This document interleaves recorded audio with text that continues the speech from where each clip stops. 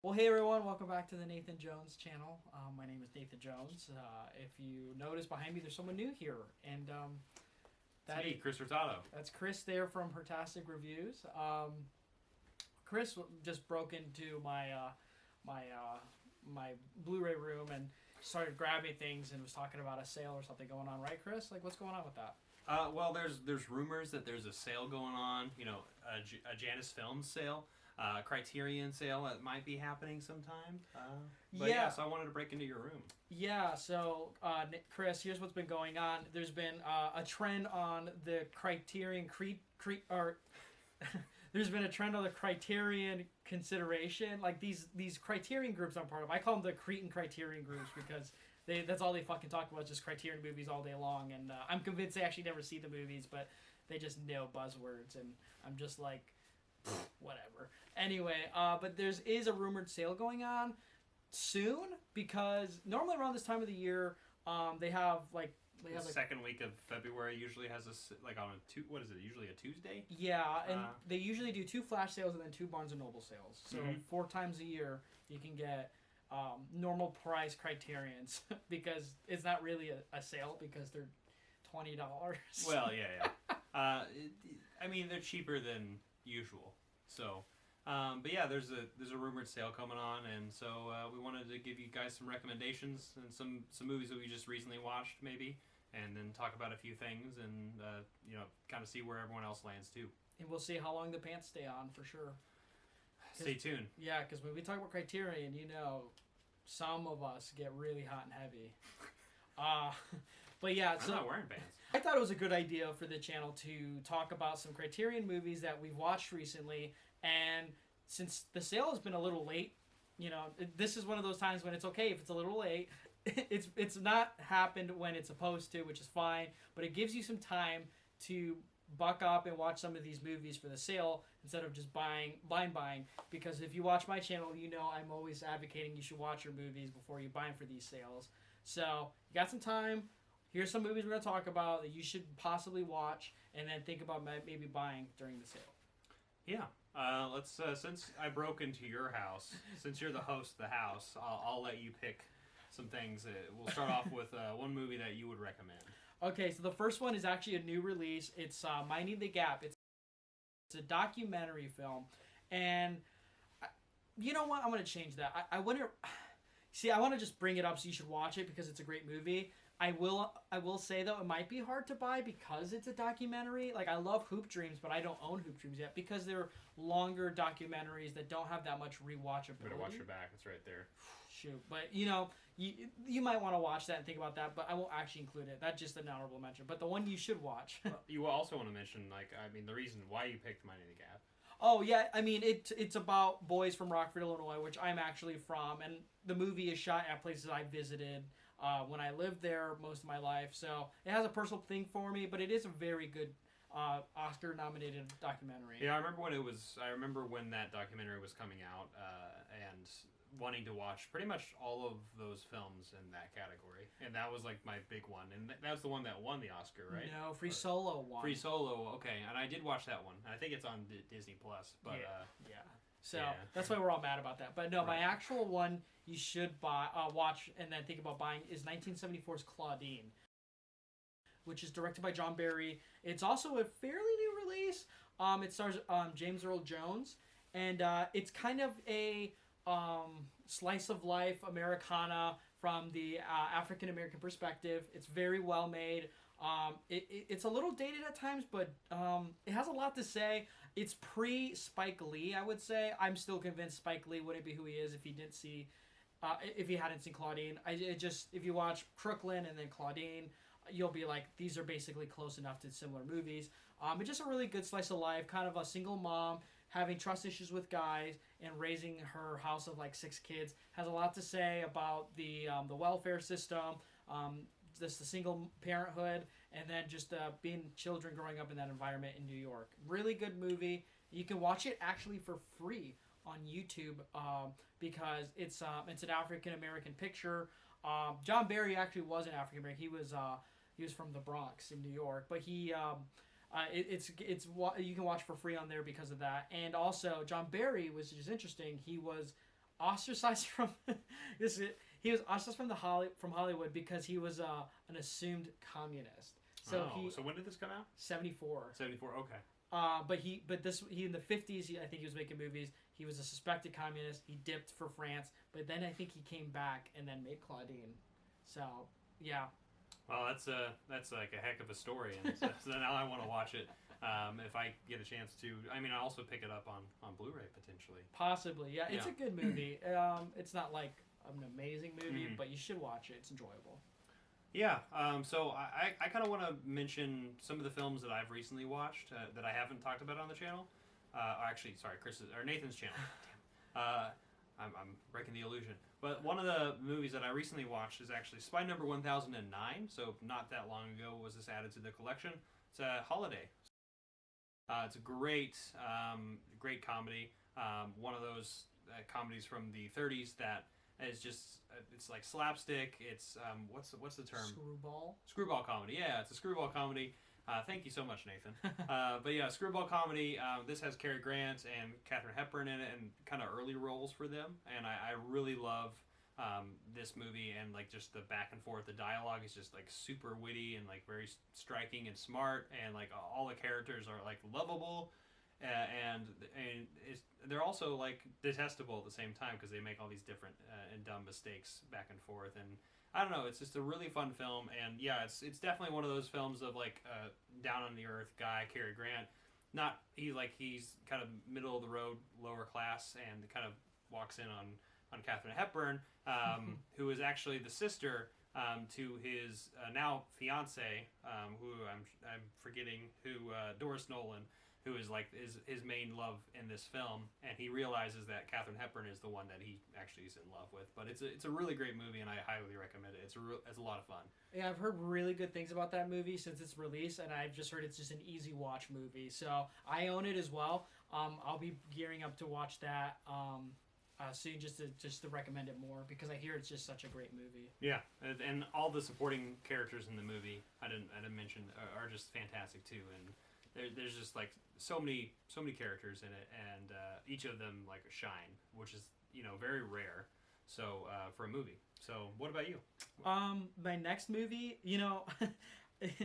I actually recently watched, and I gotta say I was pleasantly surprised. It's a noir film. It stars Humphrey Bogart. It's a Nicholas Ray film, In a Lonely Place. Is what it's called.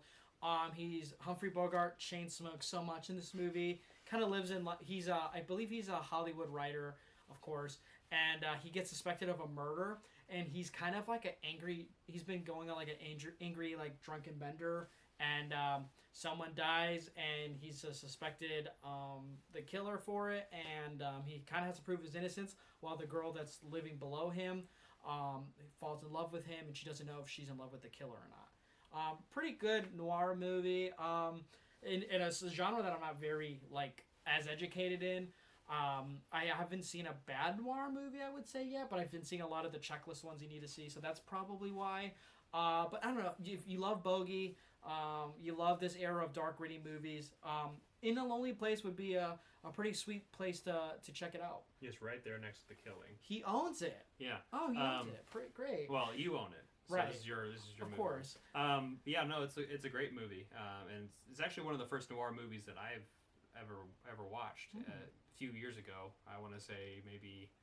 I mean, I've seen noirs growing up, but like hit or miss, kind of just I didn't really like pay too much attention to because dialogue heavy. I didn't want to. Sure. Like when I was a kid, I wasn't really paying attention to that. So with that movie, yeah, no, that is a very mature and very dark movie. Yeah. Especially for the time, because it's very akin to like something like Ace in the Hole would eventually become. Things that are a little bit more like Red Shoes. Kind of those movies that really kind of attack and like Sweet Smell of Success. That's another one that's coming to my mind. I would say it's definitely of the vein of like oh man, I just had it. What was it? Double Indemnity from Billy Wilder is one I would say is really close to it, and Out of the Past would be another really good one that's similar of that vein. But yeah, I just really love Humphrey Bogart in the movie. The lead is I forget what her name is, but it's a really great movie, and I heard Nicholas Ray has done another great noir movie that's in the collection that I haven't seen. But the great thing is it's actually streaming for free on Amazon Prime if you have it. So definitely, check that out if you have it. Yeah, in A Lonely Place, get that one too, because that's a classic and it's great. Yeah. So the next film that I watched recently, and I love this movie, and I just saw it for the first time. It's from 1999. It's Spine number 904, and it is Election. It's an MTV movie. And in fact, actually, I watched it with my roommate, and he's like, it's the best MTV movie you'll ever see. And so this is Matthew Broderick, Reese Witherspoon. Matthew Broderick is a history teacher. Reese Witherspoon is a student, like one of those annoying students that raises their hand at everything and like overachieves everything. She wants to be elected president, of the school. And then Chris Klein, who is Paul in the movie, who is my favorite character in this entire movie. He is such a dope, but he's like so lovable, and everything he does is just like he's got such a kind heart. But like there's a lot of satire in here, and everything he says is just like comic gold. But Matthew Broderick brings him up because he's this jock kid who broke his leg, and he's like, oh well, I want this annoying kid to, I want Reese Witherspoon to lose, right? And so I want to get another person into this election because nobody else cares about this. And honestly, this lovable oaf and Paul doesn't want to, like, he doesn't really care either, but like he's just there, he's like, okay, sure, why not? And then it just spirals out of there, and it just becomes this whole like coming of age mixture of like that plus also like it really is relevant to today's like election and in a lot of things that are going on in this popularity contest mixed with understanding how stupid a lot of it is and like how comical it can become. Anyway, Alexander Payne. Yeah. You've seen this movie, right? I have. It's been a while, and I've seen a couple Alexander Payne films as well.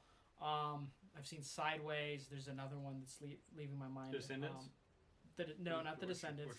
No, I haven't seen that one actually. There's another one though. I can't remember. But is that the movie where also Matthew Broderick wants to sleep with Reese Witherspoon? It's like implied, or it's like Reese Witherspoon like tries to flirt with him, like, and there's like this weird moment. Sus. Yeah. Talk about relevant though. There's a lot of teachers sleeping with their kids these days. I shouldn't laugh at it, but it's pretty gross. Yeah, it's not the best, but obviously this is a work of fiction. Even though I just mentioned something of like its relevancy to like actual elections today and stuff, but it's a really fun movie. Nonetheless, it's like this is like I said, it's an MTV movie, so this is like a weird one to be in the collection. But I think it's really well placed. It's a lot of fun. It'd be a great double with American Beauty for those boys who are really sus for sure. Oh no, all these underage stuff. Yeah. Also, if you are one of those boys who watch my top 5 cent movies in A Lonely Place, title alone should allure you in there. So, anyway, all right, what are we moving on to next? My final recommendation is Antichrist from Lars von Trier from 2009. Sus. Hot. Okay, so I'm dead ass on this one. Antichrist is... My thing with Lars von Trier is this. He's pretentious as hell. He's also very sus. But man, he makes good-looking movies, and sometimes he'll have something smart to say. And Antichrist is just like... If you like those with the slow burn horror movies, or like you're one of those sickos who like Serbian film and stuff like that, but you want to actually get recognition and like applause, you want to watch Antichrist because I don't know, like it's shot in black and white. The opening is a Willem Dafoe butt having sex in the shower with a really good classic score playing. I don't know who, it's Bach maybe, and then their kid dies. And it's about these two, this couple who are trying to get over the death of their kid, and they try to get through their emotions through various ways, whether it's arguing, pretending everything's okay, having very gross sex, and and then it becomes just a manifestation of the horror of losing a child, and then how they actually had a child because it's what kept them together, and now that they're lost that, they don't want to be together, so it becomes a horror movie of sorts. It's very hard to watch, but it is beautiful in the grossest way possible, and I definitely think you should watch it. Yeah, I've only seen a few Lars von Trier movies, and actually I would say that's my favorite is Antichrist. And yeah, there's some moments in there that are a little bit like something I don't really want to revisit, but I would say It's really well made, and it's a beautiful film for sure. In the sense of like the cinematography and like the acting is really great. Obviously, it's Willem Dafoe, so like he's one of my favorite actors ever. But yeah, no, it's that's a good pick. And but yeah, warning though. Big warning. Big also, warning. if you can't handle that kind of stuff, my last recommendation, to substitute that, would be The Awful Truth with Cary Grant. And Irene Dunn, I believe, is also in it. Fantastic. And Ralph Bellamy is also in that too. That's from 1940, I believe, or 1939. I want to say 40. But yeah, definitely check out The Awful Truth as a substitute if you don't want to watch Antichrist. It's a very sharp transition. Yeah, just depending, lesser of two evils, right? Right. Well, we're actually going to transition away from that to these are films I haven't seen recently. I watched them the last year, and I actually discovered this director in the last year more so, and I like fell in love with his work. And I've seen Close Up now, and you probably know what it is. That's Abbas Kiarostami, and I wanted to recommend the Coker trilogy. This is actually one of my favorite trilogies in the collection. Yeah, nice. Yeah. I saw that. But yeah, no, this is actually a beautiful release, not just because of like the films itself, but like also the design of this. Actually, normally Criterion kind of gets a little bit of flack for their designs, like compared to like other maybe boutique labels who like maybe are a little bit more sturdy, like Arrow or Indicator. But anyway, I really love the way that this is designed because like it's literally like just like portraits within portraits, and I think it's I think it's really well done. And so yeah, these are Kiarostami's works from the late 80s into the 90s. And Where is a Friend's House from 87? It's very much a little bit more like maybe the first film in the Apu trilogy. It's a little bit more on like childlike wonder and this kid who's just more or less just trying to like find his friend and like return something to him, which is just a simple little film, and I love it. And then And Life Goes On from 1992 kind of returns back to the same kind of location. The kids are older, so I also love that he utilizes a lot of the people that he had in his previous film in the same location, and kind of seeing how it's transformed over that period.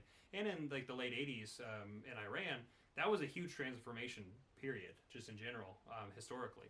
So then there's that, and then Through the Olive Trees in 1994. But yeah, this is just such a great box set, and I think that Kiarostami is talked about a lot, but also I think this trilogy isn't really talked about much, and so I definitely wanted to recommend this one, the Coker trilogy. And so, as Cris was doing there. So it's kind of like progressive movies about a kid growing up, basically? What these movies are? It's more or less about the landscape in the town that this is all filmed around, and there's some characters that reoccur here and there that are like related to each other, and then so there is some connection to it. They're not all necessarily like connected in like one continuous story. Okay. So that's the big thing with this trilogy. It would really double well with Santiago, that 9-hour movie with that. Maybe. It'd be a really good double. But yeah, that's my pick. The Coker trilogy is my final offering. Don't forget our alternate one. That's right there. You know which one I'm talking about. Why don't you pull it out? Pull out my alternate right there. You want to see it? Yeah. You want to come and see it? Yeah. You want to come and see it? Yeah, you should totally watch this movie. I think it's streaming on the channel, and then buy it. Don't even think about not buying it. Just buy it, because you'll feel so good about yourself when you do. Well, I think it's time for me to get out of your house. But thanks for letting me break in. Yeah, thank you so much, Nathan. Well, there it goes. Anyway, but Nathan, thanks for having me on your channel. It's about time that I got out of my cesspool of toxic masculinity and online bullying and did something respectable with my online presence. So, well, I hope we can do that. I hope everyone can tell us down below. Are there any titles that you're looking forward to in this upcoming sale, if it happens, hopefully? But yeah, I hope that many of you can look at these titles and maybe put some in your cart as well, and maybe you can buy them. So. Yeah, and even if the sale doesn't happen, you should watch some of these movies, because that flash sale can happen whenever. It's 24 hours. Right. You want to be prepared for when it's ready. Yeah, and so you can stream them on like the Criterion channel, but you can also go on YouTube for several of the movies that we both picked, and other locations too. that probably have all these films. So definitely look around, watch them maybe before you buy them. But if not, like, you know, blind buying is always fun too. So. All right, well, thank you so much for watching this video. Like, comment down below, share, hit the notification bell, and we'll see you next time. Yeah. I'm not Johnson around.